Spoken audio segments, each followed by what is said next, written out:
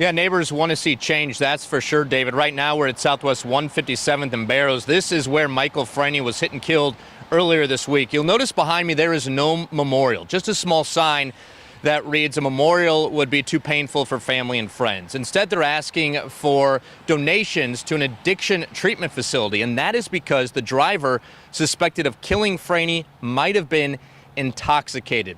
In the meantime, people out here are wondering if this all could have been avoided if Southwest Barrows was safer. This is a really nice neighborhood. People are nice, but once they get in their cars, it's kind of crazy. Halfway Price and her husband live at the corner of Southwest 154th and Barrows in Beaverton, the eastern edge of a stretch of road that saw a deadly hit-and-run crash earlier in the week. I was truly saddened because it was right behind my door. Right behind, my house. This was the scene Monday night near Southwest 157th and Barrows. Authorities say beloved husband, father, and local umpire Michael Frainey was out for a walk when he was hit and killed by a potentially intoxicated driver. I just couldn't believe it, but at the same time, I'm like, it's not surprising. Not surprising, according to Price, because she sees a lot of speeding on Southwest Barrows, a lot of crashes too.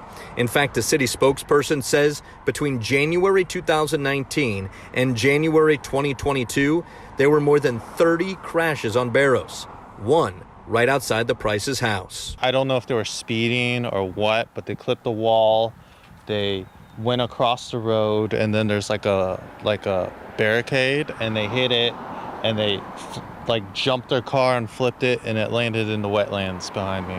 Crashes like that one and the deadly one this week explain a Change.org petition that already has more than 600 signatures.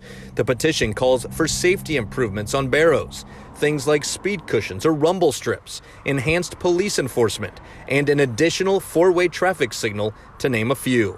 There's just so many people now, and there's so many houses and apartments and new buildings and new restaurants that, and everybody's walking, that it needs to slow down. The Prices agree and hope change comes sooner rather than later. There is no need to make another family be sad and break such a bad news. All right, again, the crash that claimed Michael Frainey's life was a hit and run, but authorities managed to track down the driver, described as a middle-aged woman. No arrest yet, but this woman could face DUII and hit and run charges. We'll, of course, keep you posted. Laurel?